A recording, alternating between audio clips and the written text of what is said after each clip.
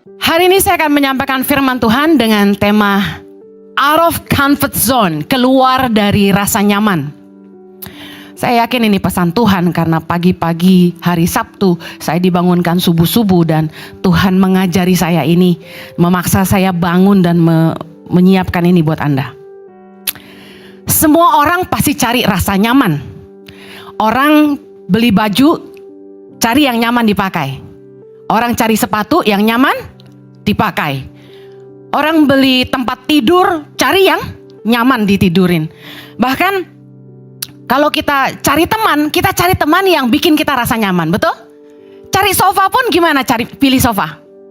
Kita dudukin, enak gak ya, betul? Semua orang cari rasa nyaman, bahkan untuk sebuah rasa nyaman, orang siap bayar lebih. Contoh, orang siap bayar bisnis kelas yang harganya mungkin berkali-kali lipat dari ekonomi. Orang bisa bayar hotel bintang 5 yang harganya mungkin sangat mahal.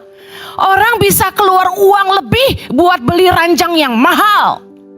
Semua demi sebuah rasa nyaman. Tapi dalam kehidupan, tahukah Anda bahwa rasa nyaman membuat orang jadi malas? Ada plus and minus. Dalam Amsal 6 ayat 9, kita lihat firman Tuhan. Sama-sama baca ayat 9. Hai pemalas, berapa lama lagi engkau berbaring? Bilakah engkau akan bangun dari tidurmu? Tidur sebentar lagi, mengantuk sebentar lagi, melipat tangan sebentar lagi untuk tinggal berbaring. Maka datanglah kemiskinan kepadamu seperti seorang penyerbu dan kekurangan seperti orang yang bersenjata. Pernah dengar istilah posisi udah PW nih? Ya? Udah PW nih. Udah nyaman banget. Biasa kalau udah nyaman banget orang malas bangun. Rasa PW bikin orang malas beranjak. Waktu kita lagi di rumah nonton TV, Netflix gitu kan, duduk di sofa, tiduran di sofa, angkat kaki, makan popcorn. Begitu dipanggil mama, sayang naik ke sini, PW mah, udah PW, malas banget bangun, betul nggak? Ngerasa nyaman membuat orang malas beranjak. Kita kalau udah tidur gitu ya, apalagi dingin gitu, mesti bangun, alarm udah mau bunyi 10 menit tapi kita kebangun duluan. Pernah gitu? Tadi pagi saya gitu. Rasanya gini, biarin 10 menit worth it, tidur lagi. Tarik selimut lagi. Kita cari, aduh udah nyaman nih. Kalau udah nyaman orang malas bergerak. Well, lihat anak-anak. Anak-anak yang dimanjakan dengan kenyamanan biasanya tumbuh jadi anak yang gak mandiri, malas. Perhatikan anak-anak yang udah biasa diurusin sama neni, sama pengasuh.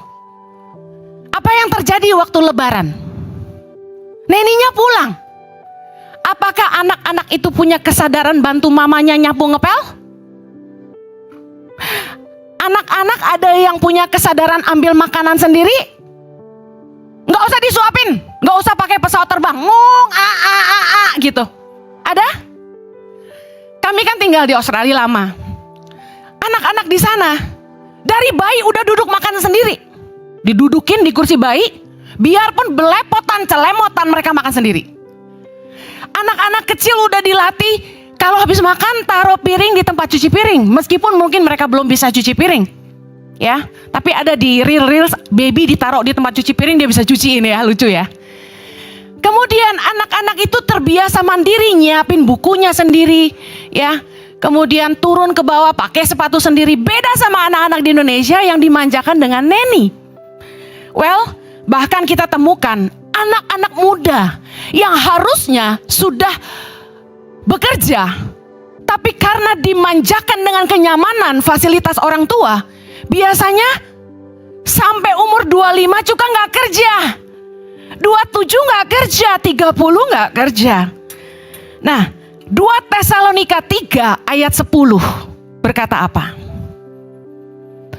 Sebab juga kami berada di antara kamu, kami memberi peringatan ini kepada kamu. Dengar baik, jika seorang tidak mau bekerja, janganlah ia makan. Jadi kalau orang gak mau kerja, dia gak boleh makan. Nah, ada seorang ibu menangis kepada saya. Dia sudah cukup berumur, anaknya sudah umur 30-an, tidak mau bekerja. Tiap hari di rumah kerjanya main game. Kalau dipanggil marah, disuruh berhenti main marah. Saya bilang gini, jangan dikasih duit, internet di rumah diputusin. Saya masih gak bilang jangan dikasih makan loh, supaya Bu nanti dia marah. Gak apa-apa, kalau dia marah ibu bilang kamu kerja, beli pulsa sendiri. Firman Tuhan lebih tegas lagi. Rasul Paulus mengatakan kalau orang gak mau kerja, janganlah ia makan. Jadi kalau ada anak-anak Anda di rumah, keponakan, adik yang sudah harusnya bekerja tapi tidak mau bekerja, alias MALS, malas, jangan dikasih makan. Kenapa? Amsal 16 ayat 26. Mari kita lihat. Amsal 16 ayat 26 sama-sama. Rasa lapar bekerja untuk seorang pekerja, karena mulutnya memaksa dia. Rasa lapar itu bikin orang dipaksa kerja. Kita kerja buat apa? Buat makan, mencukupi kebutuhan hidup, betul? Itu nomor satu dulu dong.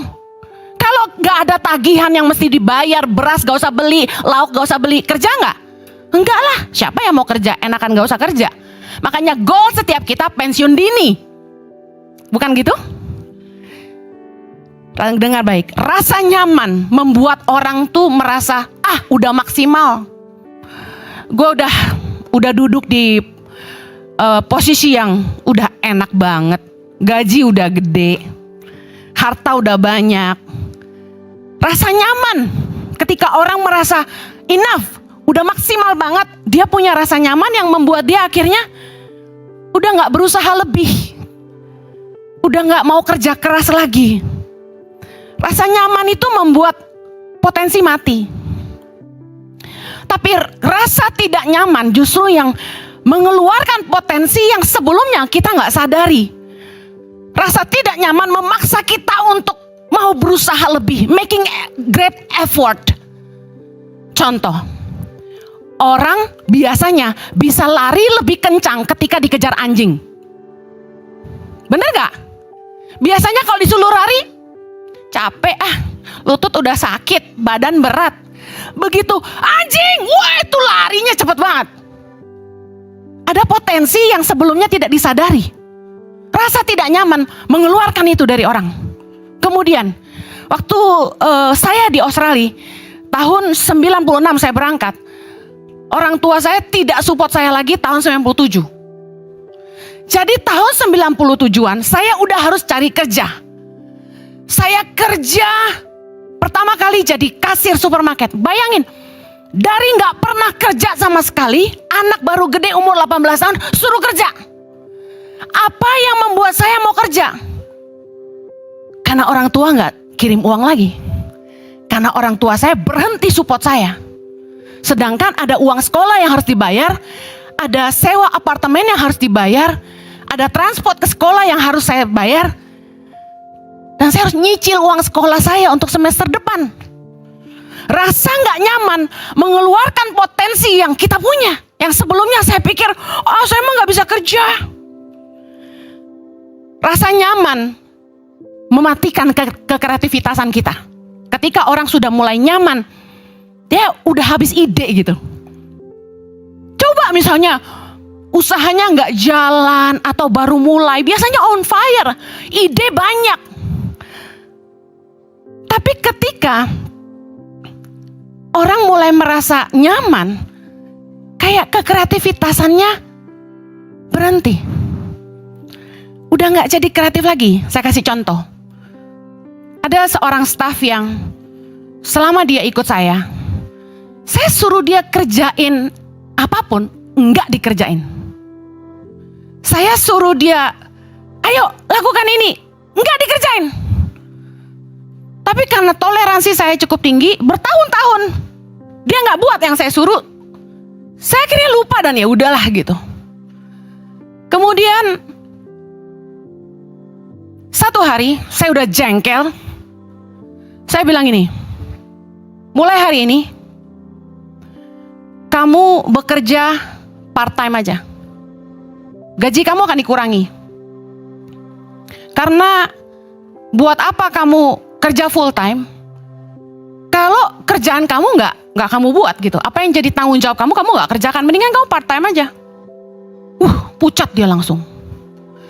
Saya heran ya, dalam pengalaman hidup saya, cuma uang yang bisa menggertak orang. Ketika duit mau dikurangin atau gaji mau dipotong, baru staff itu nurut. Heran saya. Berarti orang-orang seperti ini hidupnya dipimpin oleh uang. Cuma uang yang bisa mimpin dia. Begitu saya bilang part time, berarti part time kan gaji berkurang dong. Langsung berubah. Dibuat yang saya suruh. Heran. Rasa tidak nyaman akhirnya membuat orang yang tadinya kreatif jadi kreatif. Karena supaya dia gak kehilangan pekerjaan. Apa yang tidak ada bisa jadi ada. Udah kayak Tuhan gitu. Rasa tidak nyaman tuh hebat gitu. Rasa nyaman bikin orang tuh jadi pemilih. Piki. Mentang-mentang banyak yang naksir, milih. Yang ini kependekan, yang itu ketinggian, yang ini kekurusan, yang itu kegendutan, yang itu keiteman, yang itu keputihan. Terlalu banyak pilihan. Rasa nyaman. Gue cantik pasti banyak yang mau. Nyaman. Ya kan? Begitu usia udah mulai naik 3, kepala 3. Biar lu cantik karena lu pemilih. Bisa 30 masih single. Jangan tersinggung loh ya, saya gak nyinggung siapapun. Tapi begitu angka 3 mulai diusik rasa nyamannya, betul? Waduh, udah sacap nih. Masa gak kawin-kawin, punya anak ntar gimana? Udah mulai turunin standar. Sama, karena banyak uang, orang punya banyak pilihan mau makan apa, betul? Karena rasa nyaman, biasanya orang jadi pemilih. Jadi karena banyak pilihan, jadi bingung mau makan apa, bener gak? Tiap hari kita bilang, aduh mau makan apa ya? Ada uang soalnya, betul gak? Saya tiap hari bingung mau kasih makan anak saya apa gitu. Udah bosen semua makanan. Tapi ketika orang tidak punya banyak pilihan, tidak punya uang, tidak nyaman, dia gak jadi pemilih, makan apa aja yang ada. Betul gak? Waktu masih susah, Jojo saya kasih apapun makan. Saya masak gak enak pun dia telan. Saya kan ngirit waktu awal pelayanan di Bandung, ya kan? Di Bandung kita kan teruncup tuh, terjun payung dari Australia penghasilan ribuan dolar, gaji berapa waktu itu sebulan. Saya ngirit, beli sayur, beli ikan, beli ayam yang penjantan 10.000 satu ekor, yang kecil tuh. Ikan 10.000, yang ikan apa tuh, kembung. Saya masakin enak gak enak, dia diem aja. Begitu ada duit lebih, kok hambar sih, lidah Manado. Kalau gak rica gak enak. Saya bilang darah tinggi loh asin-asin, betul gak? Kalau kita masak gak boleh terlalu asin, harus pas gitu. Tapi buat Jojo kurang asin, garam, not good. Tapi karena banyak pilihan, orang kalau tidak nyaman, gak punya duit, gak bertingkah biasanya. Rasa nyaman membuat kita berhenti cari Tuhan. Gak ada masalah.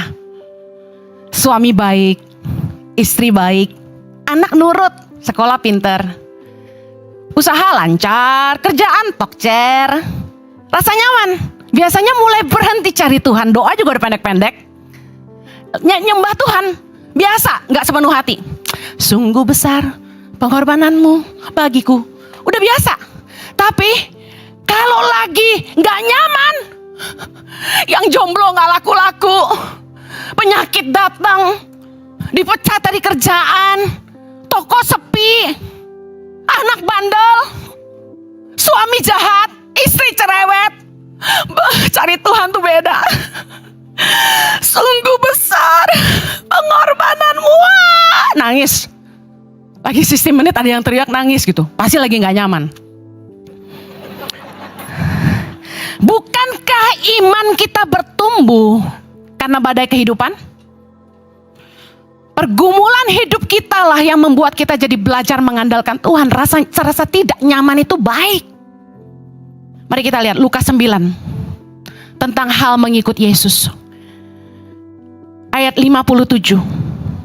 Ketika Yesus dan murid-muridnya melanjutkan perjalanan mereka, berkatalah seorang di tengah jalan kepada Yesus, "Aku akan mengikut engkau kemana saja engkau pergi."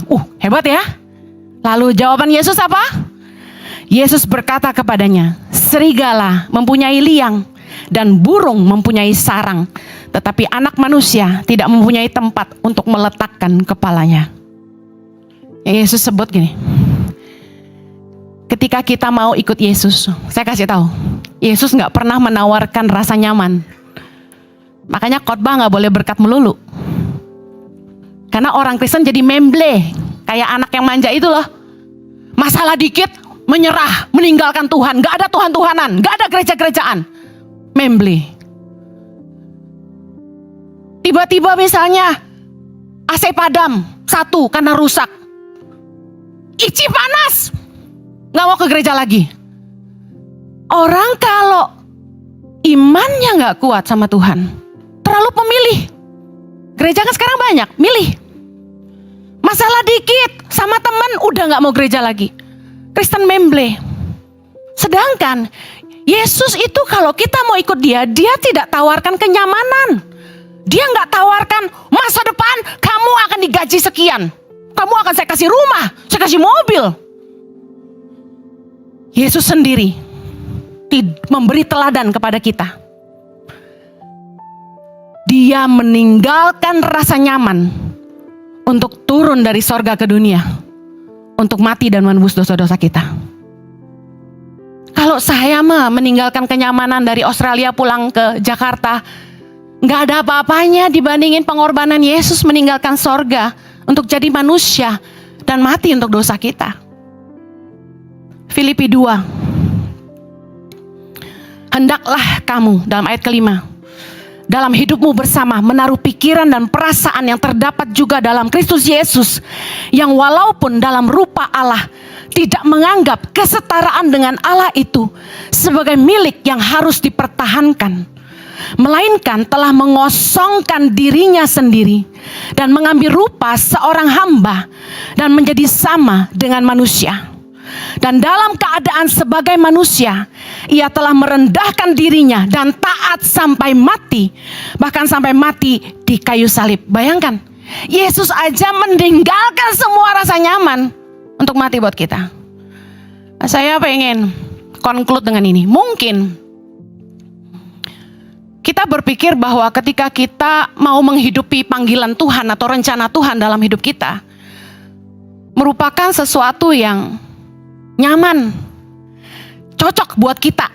Biasa kan kita gitu ya, kita kalau kerja, gue cocok di sini gitu.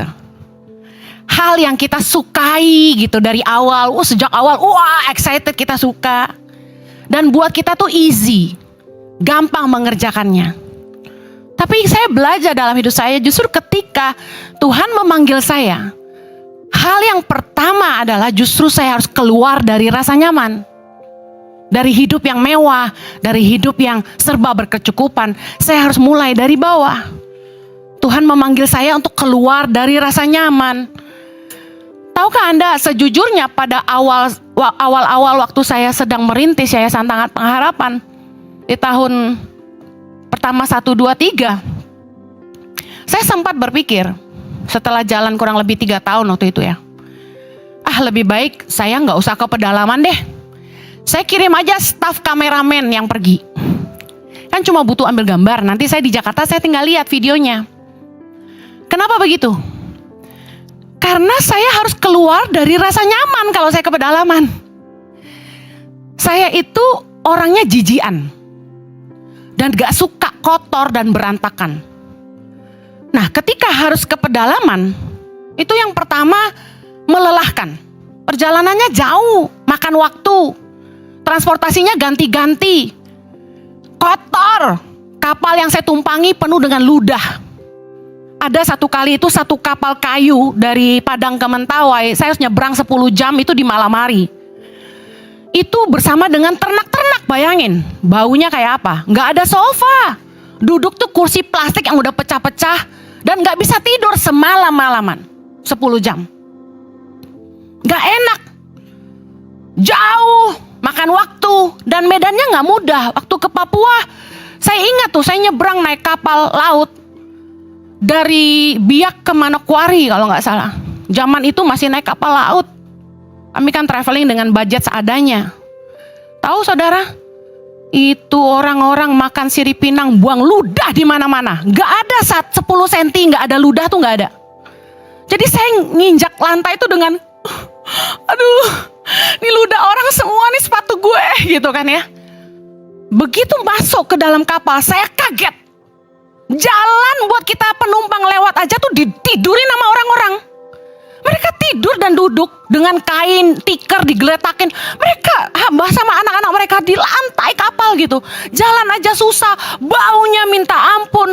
Masuk ke kapal laut, kita udah bayar yang VVIP, dalamnya kecoa semua. Sampai di Manokwari, saya tinggal di rumah orang. Minta maaf, namanya sederhana tapi luar biasa. Kamar dia kasih kita pakai, itu ada AC. Saya juga heran. Orang sederhana tapi kamarnya ada AC, luar biasa. Saya udah pikir oke lah, mantap lah ini. Begitu mau ke kamar mandi ada tantangan. Antara rumahnya dan kamar mandinya agak jauh. Ada anjing di situ. Nah, saya takut anjing. Kalau anjingnya kayak Coco gitu tenang, saya suka. Saya pegang-pegang, lucu teddy bear. Tapi kalau anjingnya agresif kayak kancil gitu ya, yang guguk-guguk, bawel, terus mau jilat, mau nomplok, saya takut. Makanya saya agak takut sama orang agresif. Nah, jadi saya tiap kali mau ke toilet suruh Jojo yang temani. Mandilah kami berdua, suami istri toh. Nah, yang masih single jangan. Ya. Begitu sampai di kamar mandinya, gelap. Lampu kuning remang-remang. Ada bak mandi besar sebesar peti mati. Toiletnya jongkok tapi injakannya rata sama lantai. Bingung kan?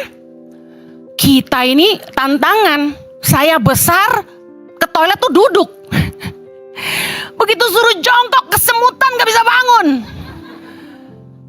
Pas mau mandi, saya pikir udahlah kan gelap gak lihat apa-apa. Mandi aja.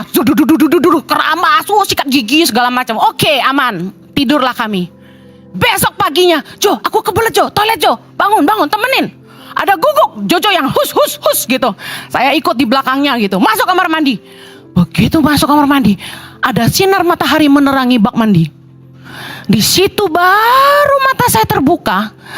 Ada jentik nyamuk naik turun. Banyak satu bak gitu. Dan baknya dalamnya hitam ternyata warnanya. Airnya gak jelas lagi. Saya lihat toiletnya, kaget. Ternyata udah kuning hitam gak jelas. Saya langsung buka pintu. Ibu maaf, punya ember putih kah? Kita boleh pinjam? Dia bilang, oh kalau ember putih kita tidak ada Ibu Heni. Adanya ember pink tapi sudah agak putih. Oh boleh. Pinjam ya? Oke, pinjam. Apa yang saya lakukan? Saya tunggu tuh uget-uget turun ke bawah. Saya ambil air, masukin ember. Ember putih tuh biar saya bisa lihat ada yang masuk gak gitu loh. Kemudian saya tunggu dia turun, saya ambil. Saya isi sampai 1 ember, baru saya mandi dari situ. Saya kebayang malam gue sikat gigi. Bayangin. Haleluya. Nah sekarang saya pergi ke pedalaman. Itu kan pusatnya malaria. Ya kan? Indonesia Timur tuh pusatnya malaria. Jojo udah kena. Saya tiap kali pulang, kaki kanan kiri budukan. Ngerti budukan? Digigitin ages loh. Ngerti ages gak? Yang kayak nyamuk tapi kecil, kalau gigit sakit banget tuh. Yang bisa bisul-bisul. Itu satu kaki 25 gigitan kali. Di muka 1, di tangan berapa. Jadi gak nyaman sama sekali. Makanya baru mikirin perjalanannya aja saya udah males. Baru mikir mau pergi aja udah capek. Nyebrang naik kapal laut. Di sana sini ombaknya tinggi-tinggi. Saya kan gak jago berenang. Saya pikir Tuhan nih manggil aku nih sadis juga ya. Semuanya gak nyaman buat saya. Tapi yang bikin saya semangat untuk pergi terus dan kadang-kadang lupa pulang adalah ketika saya ketemu anak-anak di pedalaman yang membutuhkan kasih dan pertolongan saya. Waktu saya lihat mata mereka yang polos, lugu. Mereka nggak bersalah, tapi mereka korban ketidakadilan sosial di negara kita. Hati saya terbakar untuk terus kembali dan menolong mereka. Itu yang bikin saya balik terus. Meskipun nggak nyaman. Karena dari awal Tuhan panggil saya buat Indonesia. Tuhan kasih saya ayat Galatia 6 ayat 9. Janganlah kita jemu-jemu berbuat baik. Karena apabila sudah datang waktunya, kita akan menuai jika kita tidak menjadi lemah. Ayat 10, karena itu selama masih ada kesempatan bagi kita, marilah kita berbuat baik kepada semua orang, tetapi terutama kepada kawan-kawan kita seiman. Makanya Yayasan Tangan Pengharapan bantu semua anak dari semua daerah agama apapun. Saya tidak lelah karena Tuhan kasih ayat ini buat saya. Rasa tidak nyaman itu mengeluarkan potensi dan memaksa kita untuk cepat beradaptasi. Karena nggak nyaman kita nggak punya pilihan, jadi mau nggak mau kita beradaptasi. Rasa nggak nyaman itu membuat kita jadi kuat. Suatu hari ada seorang hamba Tuhan, seorang nabi dari South Africa. Dia ketemu saya sama suami dan dia bilang gini sama saya. It was a long time ago, 2009. Dia bilang gini, God will use you to preach the gospel. Tuhan akan pakai kamu untuk memberitakan Injil. Kamu akan berkhotbah bukan dari buku, bukan dari orang, tapi dari Roh Kudus. Jadi saya tidak akan copy khotbah orang lain, saya tidak akan khotbahkan dari buku, tapi saya akan dapat pewahyuan dari Roh Kudus. Nah, waktu itu saya sudah khotbah keliling. Nah, di awal pelayanan saya sebagai seorang pengkhotbah, ini saya cerita dua sisi. Tangan Pengharapan yaitu panggilan saya, dan pengkhotbah sebagai panggilan saya. Dua-duanya berangkat dari rasa tidak nyaman. Di awal pelayanan saya sebagai seorang pengkhotbah, sejujurnya, ini sejujurnya, saya tidak nyaman. Kenapa nggak nyaman? Pertama, saya dituntut untuk konsisten. Sedangkan saya tuh orang yang moody, susah konsisten. Jadi kalau suruh belajar firman, dulu di gereja, sekarang juga ya pasti banyak gereja lakukan ini. Kita kan ada pembacaan Alkitab 1 tahun tuh, ya kan? Nah tiap hari kan dikasih target harus baca berapa pasal gitu kan. Nah saya itu udah sering ikut. Saya ngikutin gitu ya. Tapi selalu gak bisa catch up, gak bisa selesai. Karena itu saya sering merasa tertuduh. Saya takut kalau sampai gembala saya tanya, kamu udah sampai mana? Kamu udah kelar belum baca Alkitab? Kan orang-orang yang sok rohani dan agamawi selalu bertanya, kamu udah baca Alkitab sampai habis? Berapa kali gitu kan? Saya udah pernah 1 kali aja. Tapi saya merasa tertuduh ketika saya tahu semua orang bisa baca, ikutin yang renungan harian itu. Saya gak bisa, saya merasa, gue parah banget sih. Lah model kayak gini suruh khotbah. Saya pikir kenapa ya, what's wrong with me ya? Ada yang seperti saya? Susah ngikutin pembacaan kitab tahunan? Saya kasih tahu. Tuhan itu ngajarin saya, nggak usah paksa baca itu kalau memang kamu punya cara yang berbeda. Apa yang bikin saya nggak bisa catch up orang lain adalah ini. Tiap kali saya bacanya lama. Karena tiap kali saya baca, Roh Kudus ngajarin saya sesuatu. Baca 1 ayat ada pewahyuan, baca 1 ayat ada pewahyuan. Nanti saya bisa pindah cari ayat yang lain yang ada hubungan dengan ayat itu. Jadi lama bacanya. Kalau saya mesti ngikutin pembacaan Alkitab setahun begitu, saya bisa stres, nggak nyaman. Akhirnya saya ngerti Tuhan ngajarin saya lewat firman Tuhan. Dan saya santai, saya baca dengan perenungan. Karena firman Tuhan harusnya dikunyah, direnungkan. Makanya saya siapin khotbah itu bisa berhari-hari, karena direnungkan. Saya baca materi ini sampai 5 kali. Gak nyaman, tapi saya tahu terasa tidak nyaman itu Tuhan pakai untuk saya belajar konsisten, belajar firman Tuhan. Belajar firman terus. Karena Tuhan mau jadiin saya seorang pengkhotbah. Dan saya bersyukur kalau hari ini khotbah-khotbah saya banyak memberkati orang-orang di luar sana. Amen. Dan di dalam sini. Amin. Haleluya. Semua kemuliaan buat Tuhan. Saudara bisa lihat, rasa tidak nyaman bisa Tuhan pakai untuk mengeluarkan potensi kita untuk jadi berkat buat orang lain. Apalagi yang bikin saya gak nyaman jadi pengkhotbah. Sebagai pengkhotbah perempuan, ada tekanan yang besar, you know. Saya Saya pernah dibanding-bandingin sama pendeta perempuan lain. Katanya, Ibu Heni hampir secantik dia. Apaan sih? Udah dengerin khotbahnya aja.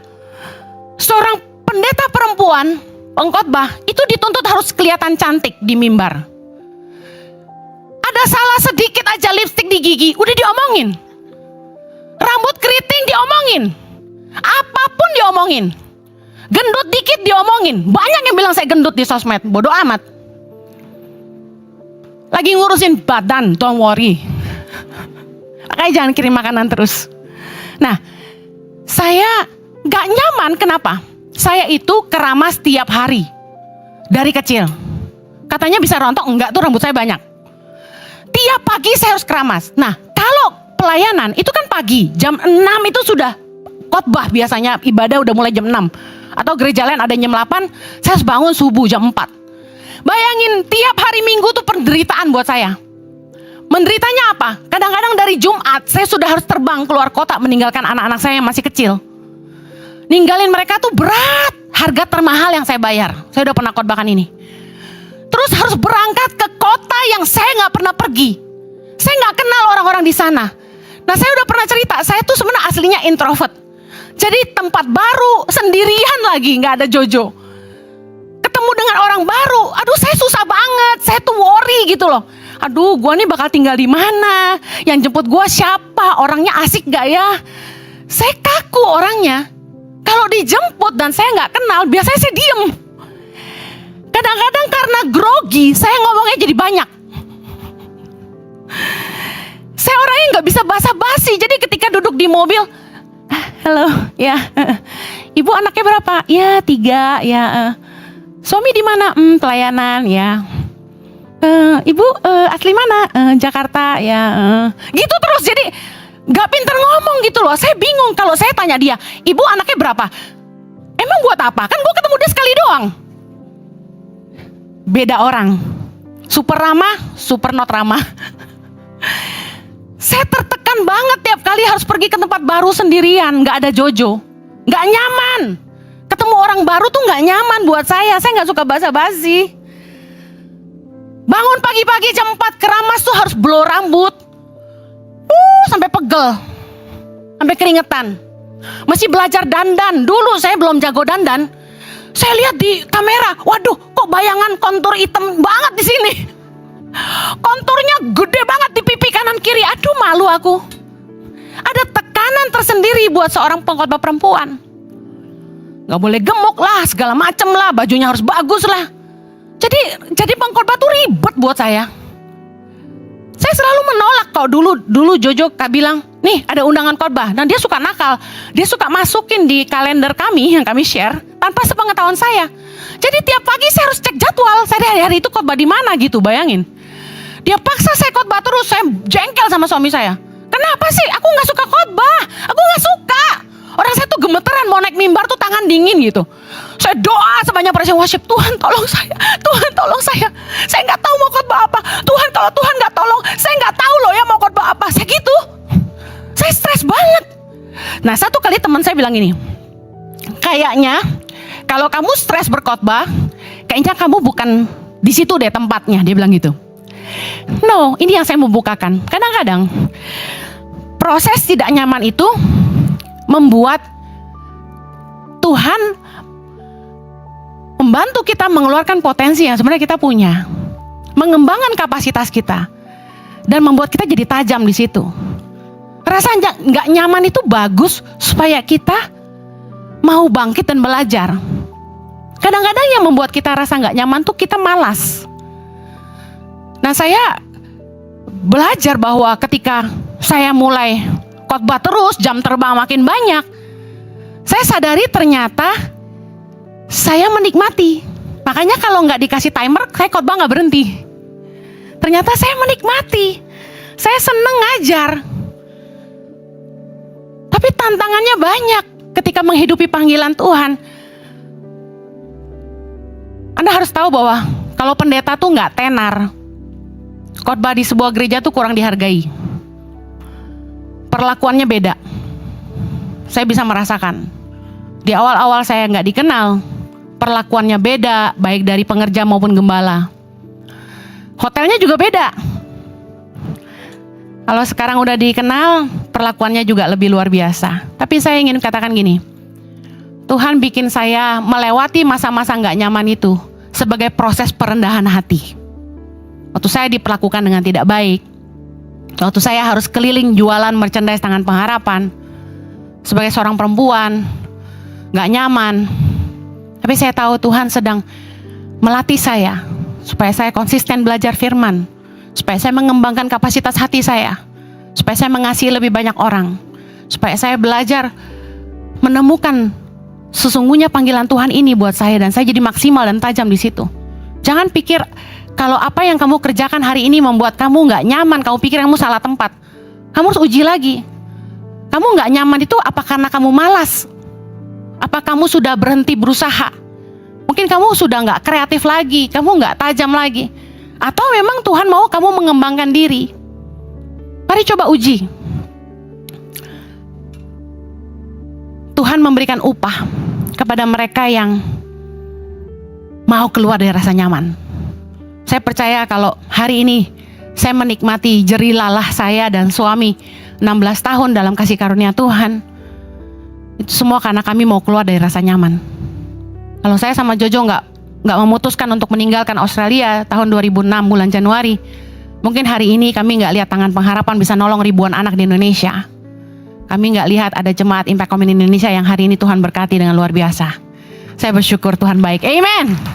Haleluya. Mari kita berdoa. Bapa di sorga, kami bersyukur kalau dalam ketidaknyamanan kami, Tuhan mau proses kami, supaya kami belajar terus mengandalkan Tuhan. Kami gak tinggi hati, kami gak mengandalkan kekuatan kami sendiri. Kami bersyukur kalau lewat rasa tidak nyaman, Tuhan sedang mengembangkan kapasitas kami, mengeluarkan potensi yang terbaik dari dalam diri kami. Dan Tuhan sedang terus membentuk kami untuk jadi seperti yang Tuhan mau. Tuhan, kami berserah. Mari jemaat Tuhan bawa hidupmu di hadapan Tuhan. Hari ini apapun yang jadi proses yang kamu sedang alami, mari bawa dalam Tuhan. Bapa, hamba-Mu berdoa buat apapun yang sedang digumulkan oleh umat-Mu, supaya Tuhan menolong mereka melewati semuanya. Ada kapasitas yang diperbesar, ada pengurapan yang memampukan, ada kekreativitasan yang banyak. Tuhan hujani mereka dengan inspirasi, supaya hidup mereka terus tajam, jadi berkat, dan mereka diberkati Tuhan. Terima kasih. Kami bersyukur untuk firman-Mu, biarlah jadi kebenaran yang memerdekakan kami. Di dalam nama Yesus kami berdoa. Amen. Have a blessed Sunday. God bless you.